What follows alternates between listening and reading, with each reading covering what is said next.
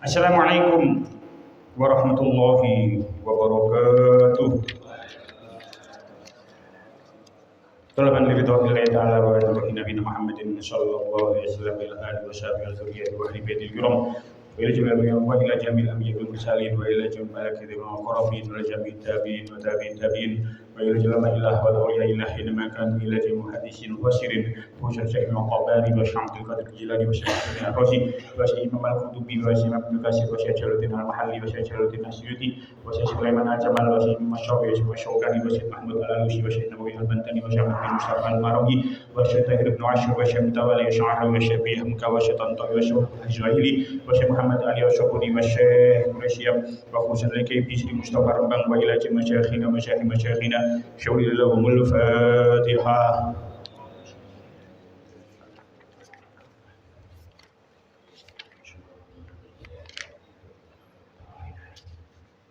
Bismillahirrahmanirrahim. Kita lanjutakan surah Al-Baqarah ayat 790. Qala Allah Ta'ala fil Qur'anil Karim.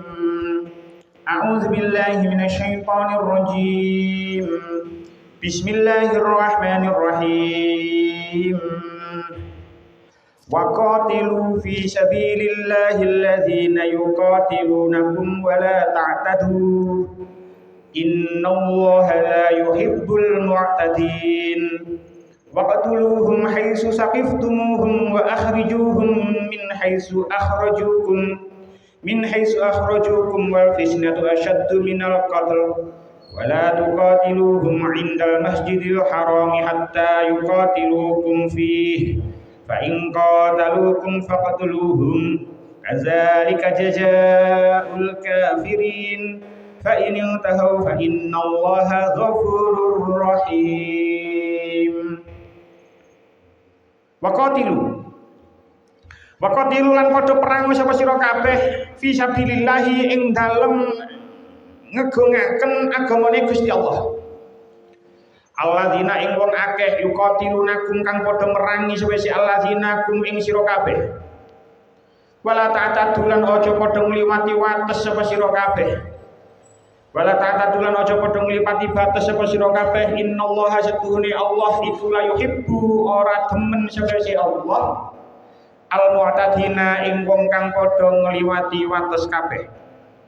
Waqtuluhum lan matenono sira kabeh. Waqtuluhum lan matenono sapa sira kabeh hum ing alladzina yuqatilunakum haitsu saqiftumuhum ing dalem endi-endi nggon nemu sapa sira kabeh hum ing alladzina yuqatilunakum wa akhrijuhum lan musira sapa sira kabeh hum ing alladzina yuqatilunakum min haitsu akhrajukum ing dalem endi-endi nggon musir sapa si alladzina kum ing sira kabeh. Wal fitnatu ta'i fitnah iku asyaddu luwih banget minal qatli tinimbang saking mateni. Wala tuqatiluhum lan aja merangi sapa sira kabeh hum ing alladzina indal masjidil haram ing dalem sandingi masjidil haram. Hatta yuqatilukum hingga padha merangi sapa alladzina kum ing sira kabeh fihi ing dalem masjidil haram. Fa in qatalukum mongko lamun merangi sapa alladzina kum ing sira kabeh faqtuluhum ya mongko merangono sapa sira kabeh hum ing alladzina. Kadzalika ta kaya mengkono qatlu iku jazaul kafirina walase wong-wong kafir. Fa inin tahu mongko lamun mareni sapa alladzina. Fa innallaha fa inin tahu mongko lamun mareni sapa alladzina saking kafire. Fa innallaha mongko setuhune Gusti Allah iku ghafurun akeh pengapurane akeh ngapurane rahimun tur akeh welasi. Kita wae syarahipun 790 ngantos 790 kali. Lan sahabat-sahabat pada tindak Mekah perlu ibadah haji. Barang tekan Hudaibiyah dadak dialang-alangi dening wong-wong kafir Mekah. Nuli dianakaken diadakan dionokno perundingan kang putusane Kanjeng Nabi tahun iki kudu balik menyang Madinah. Mengko tahun mburi kena mlebu Makkah. Nanging ing dalam waktu 3 dina. Kanjeng Nabi nerima marang putusan mau nuli kundur menyang Madinah kanthi sejo kodok. Mengko taun mburi nanging para sahabat padha kuwatir yen mbok menawa den cidrani dening kufar Makkah sehingga nyebabi anane peperangan ing mongko peperangan ana ing wulan haram luweh-luweh sakjerone ihram iku para sahabat ora ngrasa seneng. Nuli Allah Ta'ala nurunaken ayat kang sirasane sira kabeh diperintahi merangi wong-wong kang merangi marang sira kabeh asal orang ngliwati wates lan merangono wong-wong kang merangi sira kabeh iku lan usira wong-wong mau saking negara Mekah. Fitnah yaiku syirik iku sakbenere luwih gedhe bahayane ketimbang mateni wong ana ing wulan haram utawa sakjerone ihram. Sira kabeh aja merangi wong-wong kafir ana ing tanah haram kejaba yen pancen wong-wong kafir mau merangi sira kabeh ana ing tanah haram. Yen pancen wong-wong kafir mau merangi sira kabeh ana ing tanah haram, sira kabeh kudu wani merangi dheweke ana ing tanah haram uga. Ya kaya mengkono iku walese wong-wong kang padha kafir. Dene yen wong kafir mau padha mareni anggone kufur ateges gelem Islam, Allah Ta'ala sejatine agung ngapurane lan welasi. Waqatilu dan perangilah fisabilillahi di jalan Allah alladzina yuqatilunakum orang-orang yang memerangi kamu wala ta'tadu tetapi janganlah kamu melampaui batas. Innallaha sesungguhnya Allah la yuhibbu tidak menyukai al-mu'tadina kepada orang-orang yang melampaui batas. Ayat niki di dalam tafsir Al-Qurtubi dikatakan hadhil ayatu awwalu ayatin nazalat fil amri bil kitabi. Ayat niki adalah ayat pertama yang turun yang mana Allah memerintahkan peperangan di dalamnya. Jadi ayat ini adalah ayat yang pertama kali turun yang mana Allah memerintahkan peperangan di dalamnya. Wala khilafa fi annal qitala kana mahdzuran qabla hijrati. Dan tidak ada perbedaan pendapat di antara ulama sedikit pun, di antara ulama ahli tafsir itu tidak ada perbedaan pendapat jika peperangan itu dilarang oleh Allah sebelum Kanjeng Nabi hijrah. Kalau kali ini tidak ada perbedaan di antara ulama ahli tafsir bahwasanya perang itu adalah hal yang dilarang oleh Allah sebelum Kanjeng Nabi melakukan hijrah dari Mekah ke Madinah.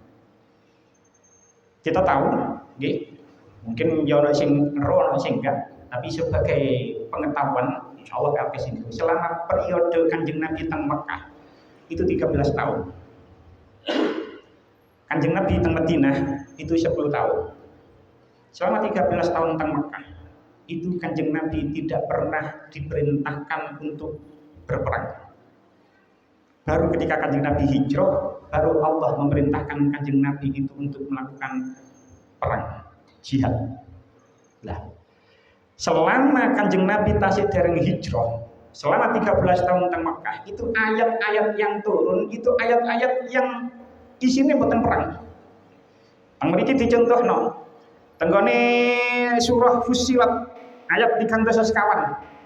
Teng mriku Gusti Allah dawuh idfa billati hiya ahsan. Insyaallah ayat niki cukup terkenal. Tolaklah kejahatan itu dengan cara yang lebih baik. Lek awakmu digarai ojo balas idfa billati hiya ahsan. Tolaklah keburukan itu dengan sesuatu yang lebih baik, lebih bagus. Ya sepuh biyen lek awakmu diantem pipi sing tengen kekno pipi sing kiwa. Idfa billati hiya ahsan.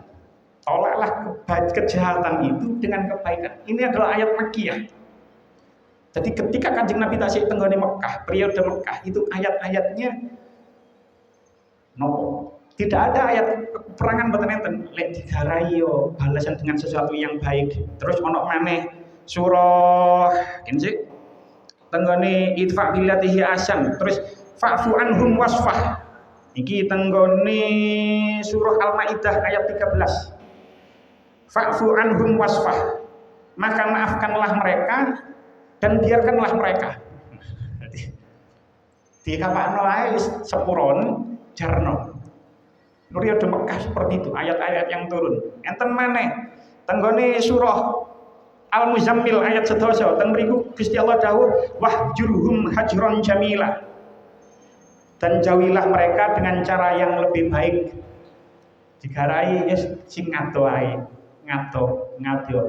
Periode Mekah niku periode sing ngalah gampangane. Digarai model napa mawon, dijahati model napa mawon, dikongkon nyepuro, dikongkon ngali.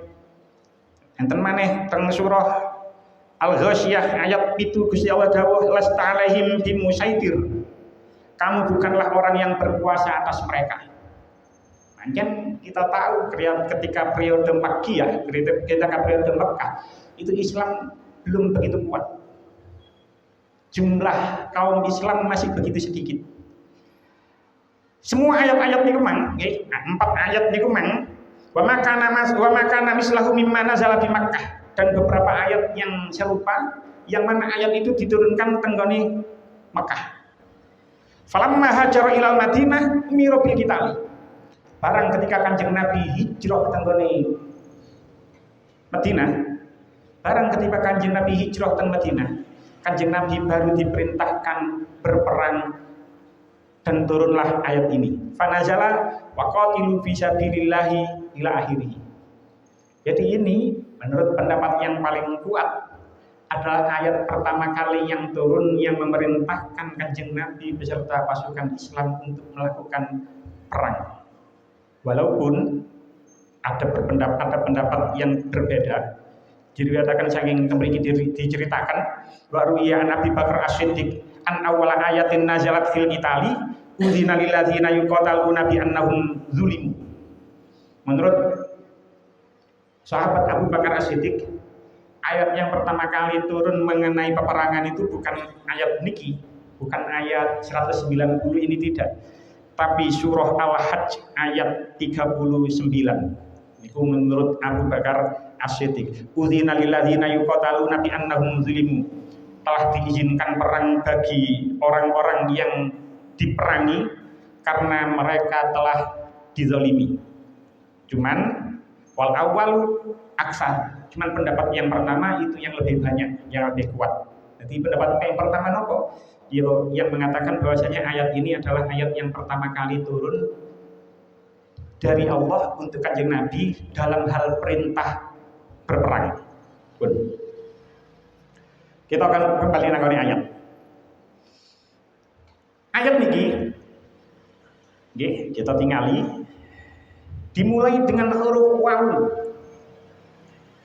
Waqatilu. Sering kula aturaken bukan pisan pindho kalau ngomong, setiap kata yang diawali dengan wa itu pasti ada hubungannya dengan lafaz sebelumnya, dengan kalimat sebelumnya. Tidak mungkin lafaz wa, tidak mungkin lafaz dan, tidak mungkin kata dan itu tiba-tiba menjadi kata pertama. Kecuali lagu ini Ceylon Seven. Dan tapi dalam konteks yang normal, itu tidak mungkin lafaz dan itu menjadi kalimat pertama. Pasti lafaz dan wa kalau disebut di dalam suatu awal kalimat itu pasti ada hubungannya dengan kalimat sebelumnya. Napa hubungannya? Ayat kemarin, ayat 129 itu membahas tentang hilal. Jenengan tingali. Yas'alunaka anil ahillah. Yas'alunaka mboten ten waune. Yas'alunaka anil ahillah. Tengene ayat niki waqatilu fi sabilillah. Ayat ini bahas tentang hilal. Ayat ini bahas tentang perang. Apa hubungannya hilal karo perang? Kan kaya-kaya mboten nyambung.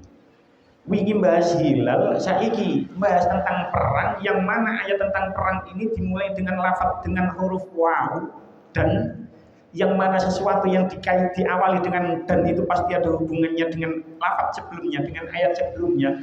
Lalu nopo hubungannya ayat kemarin yang membahas tentang hilal dengan ayat sekarang yang membahas tentang perang, tentang jihad? Nah, ini perlu kita lalar, perlu kita kaji perlahan. Kalau dari masuk tengah asbabun nuzul, Di dalam Islam itu ada 4 bulan yang mulia. Dalam Islam, itu ada 4 bulan yang mulia. Ono sing ngro 4 bulan yang mulia di dalam Islam itu apa mawon? Rajab bener, terus boten. 4 bulan yang mulia di dalam Islam itu Dzulqa'dah, Dzulhijjah, Muharram, Rajab. Nggih, Muharram bener. Maksud kula niku telu niku urut. Dzulqa'dah, Dzulhijjah, Muharram, terus habis itu Rajab. Itu 4 bulan yang mulia. Kan ketika bulan Muharram, ketika bulan Rajab ngakeh-ngakeh nopo so mboten napa-napa karena itu termasuk Syahrul Hurum. Bulan yang mulia. Nah, jauh sebelum Islam datang, itu orang-orang Arab, itu tradisi Arab itu sudah memuliakan 4 bulan itu. Jadi sebelum Islam datang, itu orang-orang Arab, masyarakat Arab itu sudah memuliakan 4 bulan itu. Jadi bulan Dzulqa'dah, bulan Dzulhijjah, bulan Muharram, bulan Rajab, orang-orang Arab itu walaupun Islam belum datang, orang-orang Arab itu sudah memuliakan bulan itu. Loh, bagaimana cara memuliakan mereka dengan masih tradisi jahiliyahnya? Islam belum datang. Terus bagaimana mereka memuliakan 4 bulan itu? Orang-orang Arab ketika datang 4 bulan itu, Dzulqa'dah, Dzulhijjah, Muharram kali Rajab, orang-orang Arab memuliakan itu dengan cara tidak mengalirkan darah di dalam bulan itu. Ini belum masuk tanggone ayat, masih kula giring. Orang-orang Arab ketika 4 bulan itu datang, 4 bulan itu datang, orang-orang Arab itu memuliakannya dengan jalan, dengan cara tidak mengalirkan darah, tidak menghilangkan nyawa. Sebelum Islam datang itu sudah sering terjadi perang antar suku. Tapi pas wayai bulan 4 Haram, 4 bulan yang mulia itu mereka sepakat. Mungkin sepakatnya tidak tertulis, ada kesepakatan tidak tertulis bahwasanya tidak boleh mengalirkan darah, tidak boleh menghilangkan nyawa, bahkan tidak boleh berburu ketika 4 bulan memang. Akhirnya ketika 4 bulan itu datang, orang-orang Arab itu memanfaatkan sing dagang manfaatno dagang, kulaan nang kono kulaan nang kene, didol nang kono didol nang kene.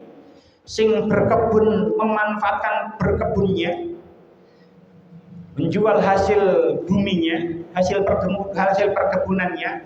Sing berternak tenang dalam hal peternakannya, menjual hasil peternakannya. Karena 4 bulan itu adalah 4 bulan yang mulia, dan 4 bulan itu adalah 4 bulan yang penuh dengan perdamaian. Jadi orang-orang Arab itu memuliakan 4 bulan itu dengan cara itu tadi, walaupun Islam belum datang. Nah, apa hubungannya sampai yas'alunaka 'anil ahillah? Turun tentu. Untuk mengetahui hubungan antara ayat ini, ayat 190 yang membahas tentang jihad, tentang perang, dengan ayat sebelumnya yas'alunaka 'anil ahillah, kita harus mengetahui tentang apa asbabun nuzul ayat ini. Kalau nggak ada kitab Lubabun Nukul, sering kalau aturakan bahwasanya kitab ini adalah kitab yang membahas tentang asbabun nuzul ayat-ayat Al-Qur'an ingkang dipun karang kalih Jalaluddin Asyuti. Teng mriki ditulis akhraja al-Wahidi min tariqi al-Kalbi an Abi Shalih an Ibnu Abbas. Meriwayatkan Imam Wahidi dari Jalal al-Kalbi dari Abu Shalih dari Ibnu Abbas. Kau Ibnu Abbas dawuh, nazalat hadhil ayatu fi sulhil Hudaybiyah. Ayat ini turun berkenaan dengan perjanjian Hudaybiyah. Hudaybiyah, di dalam komunikasi yang sering kita dengar dalam bahasa Indonesia, itu sering kita itu menyebut atau orang itu menyebut dengan perjanjian Hudaybiyah. Jadi kayak nggak hak, padahal asli ini ku hak Hudaybiyah, itu Hudaybiyah. Jadi cuman orang kan wis terkenal perjanjian Hudaybiyah, padahal sajane mesti ini adalah hak. Jadi ayat ini nazalat hazil ayat fi sulhil Hudaybiyah. Ayat ini turun berkenaan dengan perjanjian Hudaybiyah. Wazalika anna Rasulullah sallallahu alaihi wasallam lamma sudda 'anil baiti huwa ashabu nahara al-hadiya bil Hudaybiyah. Ketika itu sesungguhnya Kanjeng Nabi itu dihadang, sudah didang, dihadang, wis napa didat ketika Kanjeng Nabi beserta para sahabat hendak menuju Masjidil Haram. Summa sholahahu al-musyrikuna ala ayyarji'a amatan. Kemudian Kanjeng Nabi itu akhirnya melakukan perdamaian dengan orang-orang musyrik. Orang-orang musyrik itu kemudian melakukan perdamaian. Orang-orang musyrik itu kemudian melakukan perdamaian dengan Kanjeng Nabi. Salah satu poin perdamaiannya itu adalah Kanjeng Nabi gak oleh mlebu beserta sahabatnya, gak oleh mlebu menuju nanggone Masjidil Haram. Dikongkon balik maneh nang Madinah. Balik maneh tahun maneh. Sumayati al-qabilah. Kemudian tahun menelek balik ala ayyuhlulahu makkata salah satu ayamin. Salah satu syaratnya maneh tahun menelek balik nang di Mekah maneh.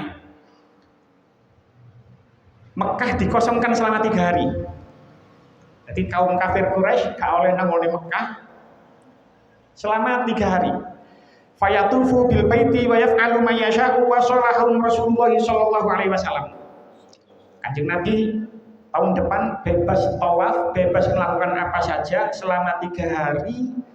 Akhirnya Kanjeng Nabi menyetujui perdamaian itu, perjanjian itu. Falamma kana al-ama al-qabilah tajahhaza Rasulullah sallallahu alaihi wasallam huwa wa ashabuhu li umratil qada'i. Kemudian tahun depan wis oleh setahun lagi Kanjeng Nabi beserta para sahabat siap-siap berangkat umroh qadha, karena umroh sing tahun wingi gak iso dilakoni sebab dihadang. Akhirnya Kanjeng Nabi beserta para sahabatnya siap-siap melakukan umroh qadha. Wa khafu alla tafiya Quraisyun bidzalika. Kanjeng Nabi beserta para sahabat sakjane sing wedi. Para sahabat itu khawatir kalau orang-orang Quraisy itu tidak menepati janjinya. Wa ayyasudduhum 'anil Masjidil Harami wa yuqatiluhum. Orang-orang para sahabatnya itu khawatir lek orang-orang kafir Quraisy menghadang maneh terus memerangi mereka. Wa kariha ashabu qitalahum fi syahril haram, dan para sahabat itu tidak suka jika berperang dengan mereka di bulan haram. Nah, ayat ini turun ketika bulan Dzulqa'dah. Yang mana Dzulqa'dah itu adalah salah satu dari 4 bulan haram, 4 bulan mulia. Dzulqa'dah, Dzulhijjah, Muharram, Rajab. Kalau perjanji dalam tradisi Arab jauh sebelum Islam datang, iku wis memuliakan 4 bulan itu dengan cara salah satunya tidak mengalirkan darah, tidak menghilangkan nyawa. Lah ayat ini turun ketika bulan Dzulqa'dah.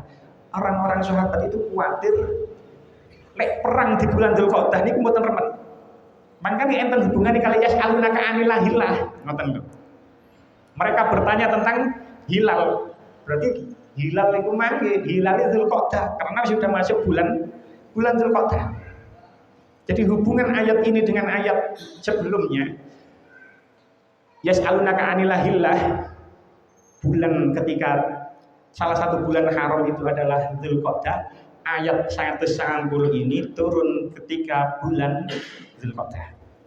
Nah, perjanjian Hudaybiyah, perjanjian Hudaybiyah itu banyak sekali di antara para sahabat niku boten seneng, bahkan kecewa, merasa perjanjian Hudaybiyah itu merugikan pihak Islam. Jadi Kinsik enten sing kelewat. Teng mriki dikatakan Al-Hudaybiyah bi'rul ismul bi'r. Ismul bi'r. Hudaybiyah itu nama sebuah sumur. Teng mriki dikatakan wal Hudaybiyah ismu bi'rin. Hudaybiyah itu nama sebuah sumur. Kirangan apa sumure saiki sik ono enggak taruh ya. Tapi bagi orang-orang yang pernah haji, yang pernah umroh,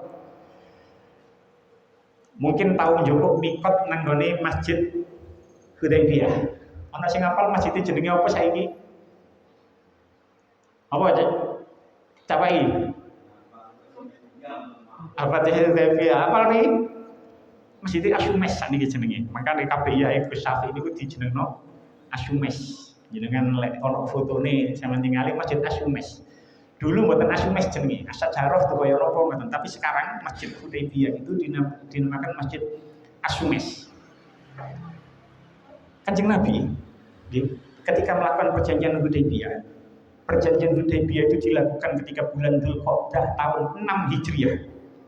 Ini perlu dicatat.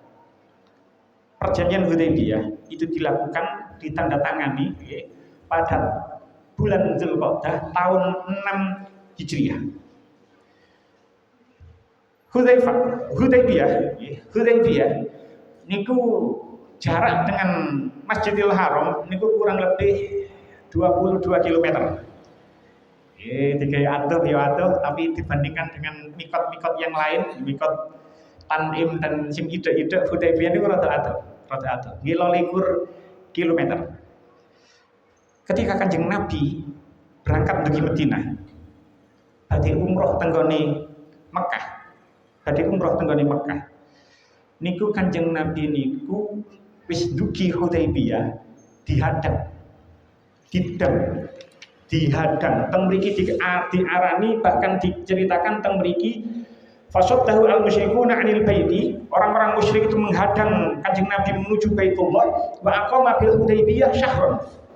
Kanjeng Nabi beserta sahabat itu berada di Hudaybiyah selama 1 bulan.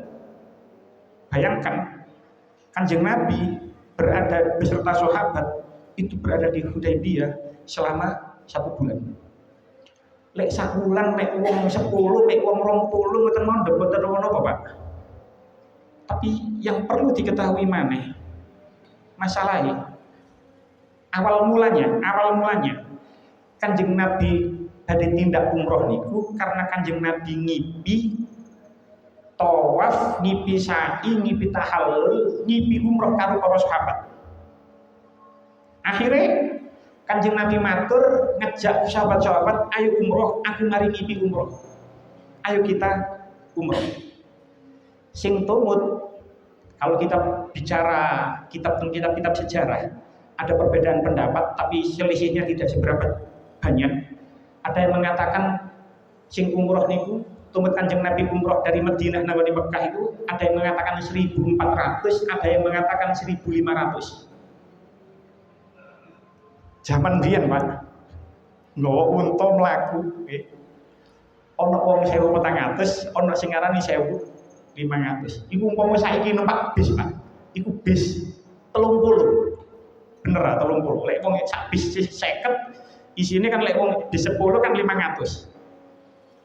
Berarti butuh bis 30 bis. Lah jamaah rodo kepe wisata religi sak bis gak oleh-oleh arene. Bisa gak oleh-oleh. Iki umrah iki. Umrah saat iku umpama diumrahno umpama ditumpakno bis. Niku 30 bis.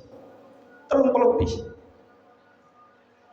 Akhirnya nggih Kanjeng Nabi beserta 1.500 sahabat, kita ambil pendapat yang paling banyak, berangkat umrah terus teka Hudaybiyah dan gak oleh mlebu Mekah. Gak oleh mlebu Mekah.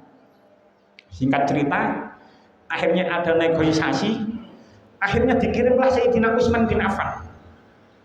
Kenapa Sayyidina Utsman bin Affan yang dikirim nang Mekah untuk melakukan negosiasi? Karena Sayyidina Utsman ini cara turunan itu dari Bani Umayyah, yang mana Bani Umayyah itu termasuk salah satu kabilah besar di suku Quraisy. Sayyidina Utsman ini termasuk orang yang pandai negosiasi. Sayyidina Utsman ini termasuk orang yang tenang. Yang dikirim Sayyidina Utsman duduk Sayyidina Umar. Sayyidina Umar kan keras orangnya. Akhirnya dikirim oleh Kanjeng Nabi untuk melakukan negosiasi Sayyidina Utsman. Sayyidina Utsman melakukan negosiasi, kok lama mboten datang, mboten balik maneh teng Hudaybiyah. Akhirnya ada kabar bahwasanya Sayyidina Utsman sudah dibunuh teng kota Mekah. Jadi kabar hoax itu gak zaman saiki mohon Pak, ke zaman dia itu hoax itu sudah ada. Jadi ketika Sayyidina Utsman diutus untuk melakukan negosiasi nang Mekah, Sayyidina Utsman boten balik-balik sehingga sampai ada kabar hoax kalau Sayyidina Utsman itu sudah terbunuh. Akhirnya Kanjeng Nabi melakukan baiat ridwan. Insyaallah kalau kita pernah mungkin mendengar istilah itu, sumpah setia. Gak oleh ninggalno Kanjeng Nabi, semua 1.500 sahabat ini dibaiat langsung oleh Kanjeng Nabi, sumpah setia. Dikatakan disebut dengan baiatur ridwan. Lalu akhirnya gak suwe akhirnya Sayyidina Utsman balik maneh. Durung dibaiat marang akhirnya Sayyidina Utsman melok baiat maneh. Melok baiat sebab ketika baiat ridwan terjadi Sayyidina Utsman kan dikabarkan terbunuh di kota Mekah. Lah, perjanjian Hudaybiyah ini dinilai oleh banyak orang Islam saat itu, banyak sahabat Kanjeng Nabi yang menilai perjanjian Hudaybiyah itu merugikan Islam. Salah satu poin yang merugikan, ada beberapa poin yang dianggap merugikan. Salah satu poin yang dianggap merugikan, kasih itu umroh. Jenengan bayangno, doe Madinah, doe Mekah. Iki lek ono sing nyekel HP sampean tolong mepen piro adoe Masjid Nabawi nang gone Masjidil Haram. Itu kan mungkin di atas 1.000 km. Oh, mungkin enggak bayar. Kayak ono sing wis sampean map. Berapa kilometer jarak antara Madinah karo kalah, gak sampai 1.000. Ono sing nyekel HP. Mepet. Mboten kalau map, Bang. Ayo, ini nyekel HP, Mapen fit untuk mengetahui cara persisnya Masjid Nabawi dan Masjidil Haram itu nopo. Bayangkan, nggih, budal teko Madinah, kabeh umroh, kurang 12 kilometer teko Masjidil Haram, gak oleh mlebu. Niku lak yo cara sampean lak gelo pisan. Pasti cara kula kan sampean wis gelo sak delok gawe piro fit? Coba ini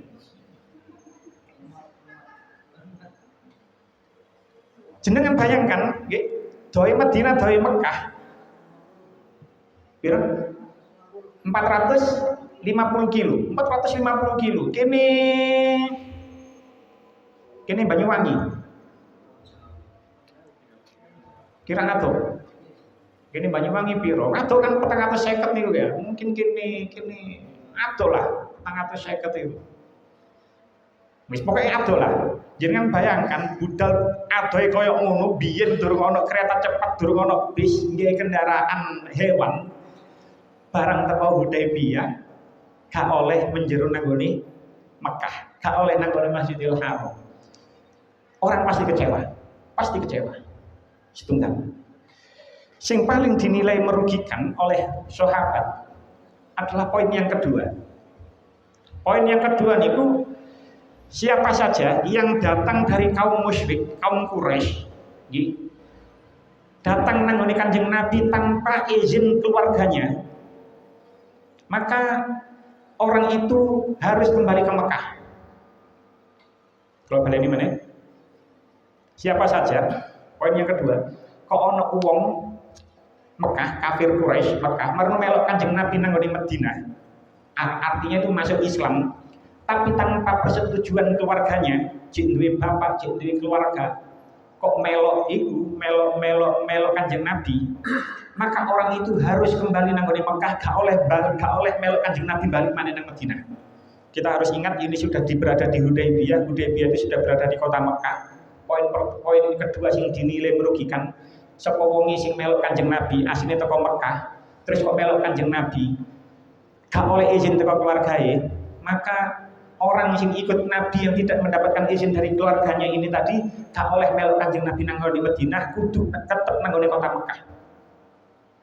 Tapi lek ana wong sing murtad, melok Kanjeng Nabi marno kok murtad, dhek gak harus balik nang Madinah, dhek gak apa-apa nang Mekah. Pada saat itu kaum kafir Quraisy tekan nang Mekah. Itu dinilai paling merugikan oleh para sahabat. Bahkan Sayyidina Umar itu kan sahabat yang paling realistis. Kaping ngembung Hajar Aswad sampai saking awakmu tau dibung Kanjeng Nabi. Beliau orang yang paling sahabat yang paling realistis. Ketika Kanjeng Nabi menyetujui poin yang kedua niki mang, Sayyidina Umar niku ngatas protes teng Kanjeng Nabi. Kanjeng Nabi, jenengan kita sik nabi. Iya aku sik nabi. Jenengan kan ngertos sing bener niki kita, yang salah itu mereka. Iya aku ngerti. Kenapa kok Anda melakukan itu? Kenapa kok jenengan tasik melakukan itu? Apa jawab Kanjeng Nabi? Aku tetap nabi ini pangeran. Aku ini tetap utusan pangeran. Aku melakukan hal ini yo tetap atas wahyu ini pangeran. Gak atas inisiatif sendiri, tidak. Akhirnya nopo? Salah satu yang menjadi poin yang paling krusial, akhirnya ono wong kensik nopo istilahnya negosiatornya nggih tenggone kafir Quraisy. Perjanjian itu sing kafir Quraisy itu dibuat oleh Suhail bin Amr. Sementara dari kalangan Islam itu diwakili oleh Ali bin Abi Thalib. Nggih. Kan perjanjian kedua belah pihak. Jadi coro juru damainya itu sing maju itu wong loro. Teko kafir Quraisy Suhail bin Amr, teko umat Islam Ali bin Abi Thalib. Ketika poin kedua itu tadi ditulis, lek ana wong teko Mekah kafir Quraisy kok melok Kanjeng Nabi tanpa persetujuan keluarganya, gak oleh balik maneh nang Kanjeng Nabi, kudu balik nang tetep nang Mekah. Itu anak Suhail bin Amr niku Islam. Anak Suhail bin Amr negosiatornya orang kafir Quraisy niku Islam. Jenenge Abu Jandal ono L ono lami dudu Abu Janda. Abu Janda lah yo wong iku. Ono sing jenenge Abu Janda.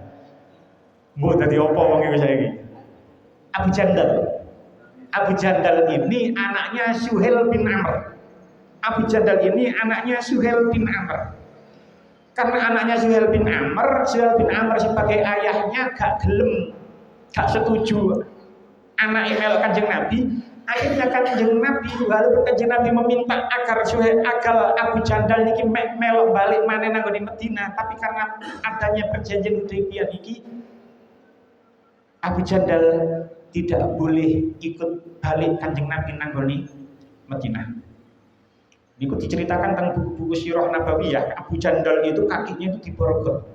Bahkan ketika Kanjeng Nabi mau kembali nang Madinah, niku Abu Jandal niku nangis-nangis jaluk melok nang Madinah. Tapi karena ada perjanjian ini, akhirnya Abu Jandal tetap di kota Mekah.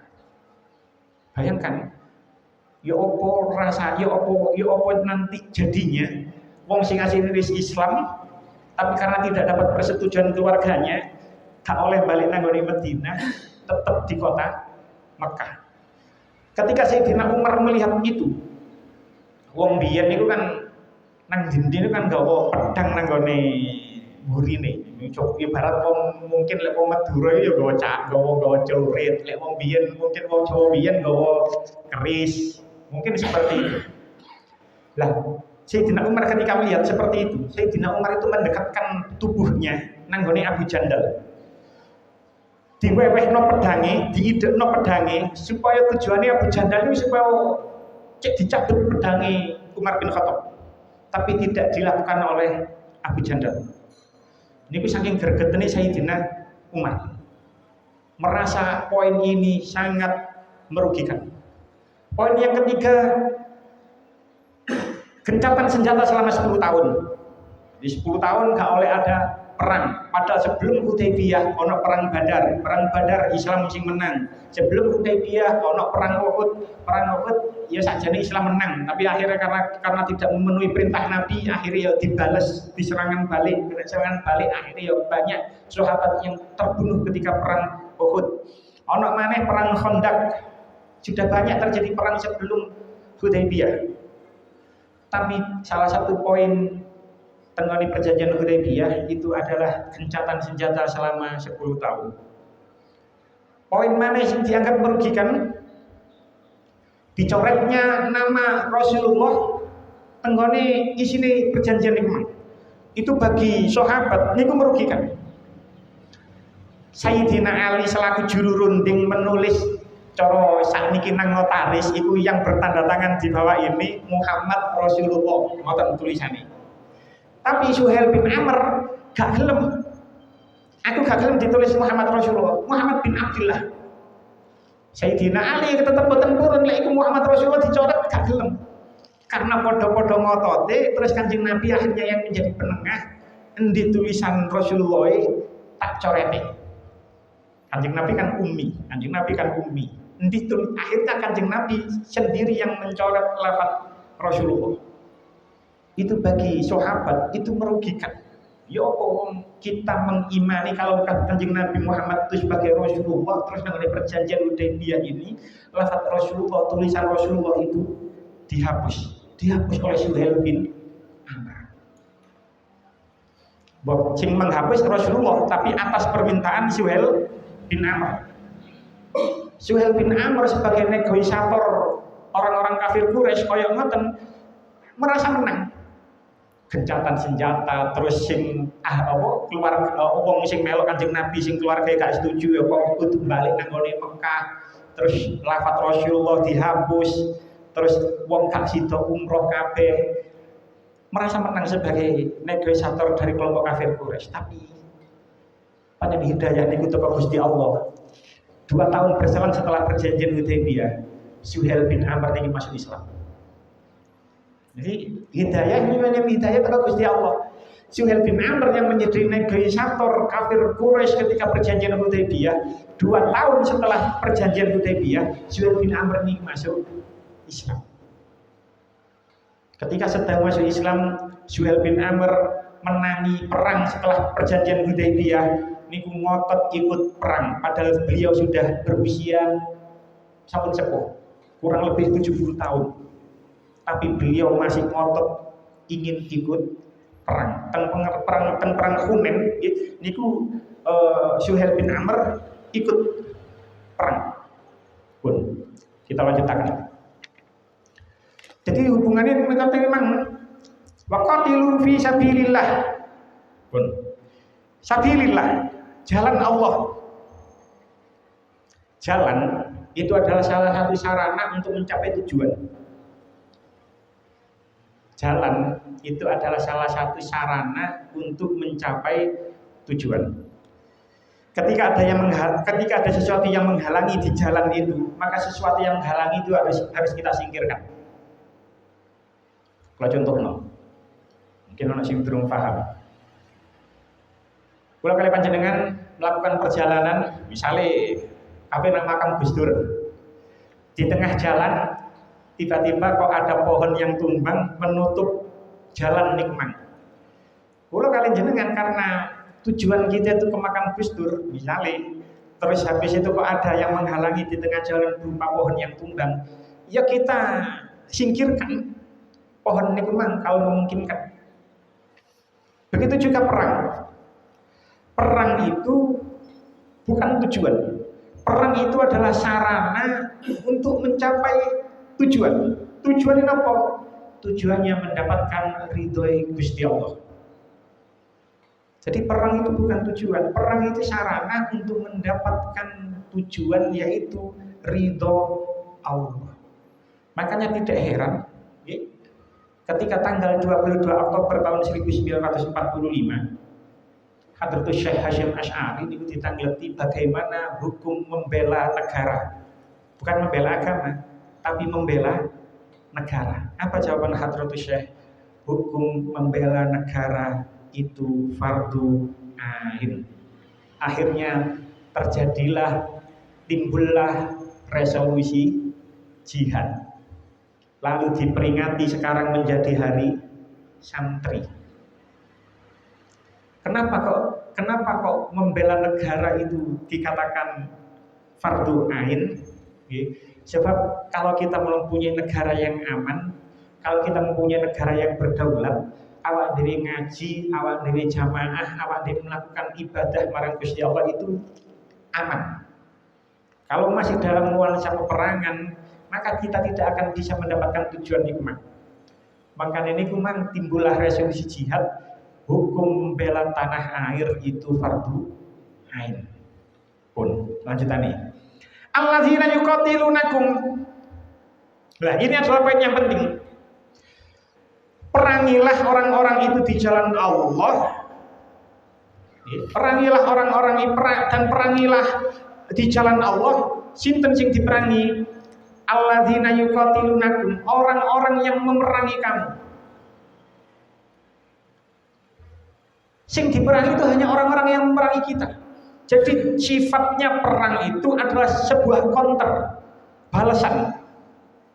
Lek awak dhewe gak diserang ya aja nyerang.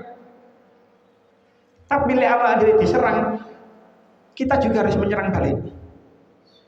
Jadi sifatnya berperang itu tidak memulai, tapi lek awak dhewe digarai, awak dhewe diperangi, maka perangilah balik. Ini yang membedakan pemahaman Islam ekstremis, Islam radikal yang menyerang kelompok-kelompok sipil, biyen ISIS, Al-Qaeda niku menculik wartawan-wartawan asing, yang mana wartawan-wartawan itu adalah kelompok sipil, bahkan ada beberapa yang sampai dipenggal oleh Al-Qaeda, oleh ISIS. Itu adalah sebuah konteks peperangan yang salah. Karena dia menyerang kelompok sipil yang mana itu tidak memerangi mereka. Ini diserang itu kelompok-kelompok sipil. Nang Indonesia akhirnya ditiru oleh orang-orang yang ekstrim, menyerang kantor polisi, duduk sing wingi, sing rodok dhisik, sing kelompok-kelompok teroris itu. Ya untungnya wingi sing mateni sapa iku nang Amerika itu Charlie Kirk. Itu bukan orang Islam. Itu kok sungguh orang Islam niku ruwame. Saking sing mateni duduk Islam, akhirnya dunia diam-diam saja. Coba sing mateni wong Islam kok lak rame ngarani Islam itu teroris. Dalam konteks peperangan Islam, kita itu memerangi orang yang memerangi kita. Dan lek sing memerangi kita itu kita sudah balas menyerang mereka. Pembalasan kita itu wala ta'tadu, gak oleh berlebihan. Ini ayat ini. Wala ta'tadu, tidak boleh berlebihan.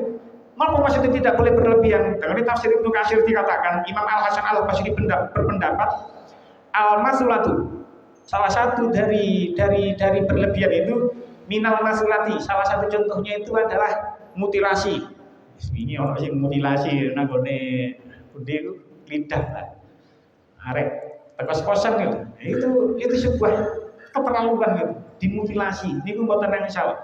Wal hululi, curang nggih mboten nang salah. Wa qatlin nisa'i wasibyani, membunuh orang perempuan dan anak-anak kecil itu juga tidak boleh. Di dalam perang itu sampai diatur sedemikian rupa, gak oleh mateni wong wedok, gak oleh mateni arek cilik, wasyuyuhi, tidak boleh membunuh orang-orang tua. Alladzina la ra'ya lahum, yang mana orang-orang tua itu tidak mempunyai kemampuan berperang. Yo, ana wong tua sing masih mempunyai kemampuan berperang. Wala kita lafihim, dan mereka tidak ikut berperang di dalamnya. Tidak boleh menyerang orang-orang tua. Warruhbani, gak oleh nyerang rohib, pendeta-pendeta, wa ashabi as-sawami, dan penghuni-penghuni gereja. Nang gereja kan ya ono mungkin biarawati yang tinggal di gereja, atau pastor-pastor yang tinggal di gereja. Niku mboten asal dibunuh. Wa tahrikil asjari, mboten asal ngobong wit-witan. Sampai sedemikian rupa Islam itu mengatur. Wa qatlil hayawani li ghairi maslahatin, tidak boleh membunuh hewan tanpa adanya maslahat. Sampai hal-hal sedemikian rupa itu diatur, boten angsal melakukan itu semua karena nopo innallaha la yuhibbul mu'tadin. Sesungguhnya Allah tidak menyukai orang-orang yang melampaui batas. Pun kita lanjutkan. Waqtuluhum haitsu saqiftumuhum, dan perangilah mereka di mana saja kamu jumpai mereka. Wa akhriju min haitsu akhrajukum, dan usirlah mereka dari tempat mereka telah mengusir kamu. Kasih Mekah. Kalau ayat sebelumnya itu membahas tentang kita itu dilarang melampaui batas. Ini gini gak oleh nyerang wong wedok, gak oleh nyerang arek cilik. Kalau di ayat sebelumnya 190 niku mboten angsal kita itu melampaui batas. Karena Allah tidak suka terhadap siapapun yang melampaui batas. Tapi mereka melampaui batas, maka perangilah mereka di mana saja mereka berada. Ayat sebelumnya ini bukan pesan kepada kita, gak oleh melampaui batas. Tapi mereka musuh-musuh kita itu melampaui batas, ya wis, waqtuluhum haitsu saqiftumuhum, ya perangilah di mana saja mereka berada. Gak peduli nang dia, kalau mereka sudah melampaui batas, perangilah mereka di mana saja mereka berada. Wa akhriju min haitsu akhrijukum, dan usirlah mereka dari tempat mereka telah mengusir kamu. Sing dimaksud Mekah. Hum tenggone ayat niki, wa akhrijuhum, hum niku bali teng kafir Quraisy. Sementara min haitsu akhrajukum, kume niku kaum muhajirin. Jadi kaum muhajirin niki orang yang terusir dari kota Mekah, akhirnya melok Kanjeng Nabi hijrah nang gone Madinah. Akhirnya nang tafsir Fathul Qadir niku diceritakan Imam Asy-Syaukani dawuh waqad imtasala Rasulullah sallallahu alaihi wasallam amr rabbi fa kharaja min Makkah man lam yuslim inda an fatahallahu alaihi. Kanjeng Nabi baru bisa melaksanakan ayat ini, Kanjeng Nabi baru bisa melaksanakan perintah Allah ini ketika Kanjeng Nabi bisa mengusir orang-orang yang non-Islam keluar dari kota Mekah ketika peristiwa di mana Allah memenangkan Kanjeng Nabi ketika Fathu Mekah. Jadi ketika Fathu Mekah, Kanjeng Nabi datang lagi ke Mekah. Kanjeng Nabi mengusir orang-orang yang berada di Mekah yang bukan Islam, dan sampai sekarang kota Mekah, kota Madinah, dua tanah suci itu tidak bisa dimasuki oleh orang selain orang Islam. Dan peristiwa Fathu Mekah itu terjadi ketika bulan Ramadan tanggal 8 tahun 8 Hijriah. Artinya apa? Itu 2 tahun setelah peristiwa perjanjian Hudaybiyah. Salah satu yang menjadi fenomenalnya, orang menilai ketika perjanjian Hudaybiyah itu ditulis, ketika perjanjian Hudaybiyah itu diteken, para sahabat itu menilai Kanjeng Nabi ini ya apa sih? Ini merugikan orang Islam, kok malah diteken, kok malah disetujui. Kalau jenengan tahu ndelok YouTube, Acak nun niku enggak ada anak jenenge Sabrang Mowo Damar Pinuluh, celukane Sabrang. Celuk rada keren Noi. Niku mboten nono apa kula critakno wong dhewe wis cerita nang podcastnya. Itu dia itu sempat ateis. Tapi akhirnya kembali menemukan Tuhan ketika dia itu mempelajari masalah perjanjian Hudaybiyah.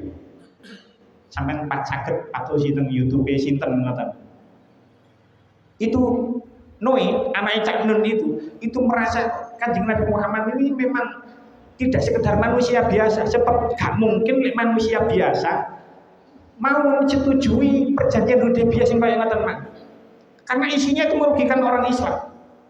Itu pasti Kanjeng Nabi itu sudah melihat visi dari Tuhan, dari Allah, melihat ke depannya seperti apa. Akhirnya apa? Ayo dihitung. Kanjeng Nabi selama tinggal di Mekah 13 tahun. Perjanjian Hudaybiyah diteken ketika tanggal tahun 6 Hijriah. Artinya ketika Kanjeng Nabi dari awal Kanjeng Nabi diutus dados Nabi, ditambah selama 6 tahun Kanjeng Nabi hijrah sampai perjanjian Hudaybiyah, berarti 13 ditambah 6 itu ono 19. Ternyata setelah perjanjian Hudaybiyah sampai Fathu Makkah, dakwah Kanjeng Nabi selama 2 tahun itu oleh luwih akeh timbangane 19 tahun sebelumnya. Niku lek gak oleh petunjuk teko Gusti Allah, nggih gak mungkin diterima perjanjian yang isinya seperti itu. Akhirnya 2 tahun setelah perjanjian Hudaybiyah diteken, Islam semakin besar ketika penaklukan kota Mekah, Fathu Makkah. 19 tahun sebelumnya dibandingkan dakwah 2 tahun terakhir itu setelah perjanjian Hudaybiyah sampai Fathu Makkah itu oleh akean rong tahun. Lanjutnya ayat wal fitnatu asyaddu minal qatl. Ayat ini sering disalahpahami oleh masyarakat kita pada umumnya. Fitnah, tenggone ayat ini tidak sama dengan fitnah dalam bahasa Indonesia. Kalau sampai buka Kamus Besar Bahasa Indonesia (KBBI), tenggone KBBI, Kamus Besar Bahasa Indonesia, fitnah itu adalah perkataan bohong atau tanpa berdasarkan kebenaran yang disebarkan dengan maksud menjelekkan orang. Itu fitnah. Dalam konteks bahasa Indonesia, sekali lagi dalam konteks bahasa Indonesia, fitnah itu adalah perkataan bohong atau tanpa berdasarkan kebenaran yang disebarkan dengan maksud menjelekkan orang. Misal ana wong gak korupsi diarani korupsi dana haji misale korupsi dana haji wis parah. Kalau dia memang tidak melakukan itu terus disudutkan, dipojokkan, dituduh dalam konteks bahasa Indonesia, itu dia mendapatkan fitnah. Dia difitnah melakukan korupsi haji. Titik kalau cerita, ini mumpung ono rada rame korupsi haji. Narasi yang berkembang, itu kan 8.600 orang itu gagal berangkat haji gara-gara dana hajinya dikorupsi. Niku ngeten lho duduk perkaranya itu. 2023, niki kula mboten bela mboten napa sing salah ben salah. Cuman narasi yang berkembang itu salah. Hanya ada yang sedikit memojokkan. Narasinya itu berkembang sudah memojokkan memang. Cuman sing terjadi ini ngeten. 2023. Capai haji tahun pinten? 2023. Itu kita itu mendapatkan tambahan porsi haji 20.000 orang. Teko Saudi itu mendapatkan porsi haji 20.000 orang. Ambek Menteri Agama diparuh 10.000 reguler, 10.000 plus haji plus. Pada saat itu pulau mboten ngerti. Pulau pada saat itu tasik belo Menteri Agama nolek panjang kemepeten nolekno wong 20.000 lho, nolekno hotel, nolekno catering lah yo angel sih. Wis tak timbangane angel-angel wis gak gelem soro. Wis sing 10.000 dikekno plus, sing 10.000 dikekno reguler. Narasi yang berkembang 8.400 jamaah tidak bisa berangkat. Kan narasinya seperti itu yang berkembang saat ini. 8.400 orang tidak bisa berangkat. Sajane mboten-mboten. Menteri Agama itu salah secara administrasi undang-undang. Harusnya porsi haji itu 92% milik reguler, sing 8% melok plus. Artinya lek oleh tambahan 20.000, nggih, sing 18.400 kedue reguler, sing 1.600 kedue jamaah plus. Tapi ambek Menteri Agama diparuh 10.000 edan. Ngoten lho. Akhirnya sing 8.400 memang gak berangkat. Asline 8.400 gak ono panggilan. Gak ono panggilan. Gak sido berangkat to nggih mboten belum ada panggilan. Cuman Menteri Agama ini ya salah.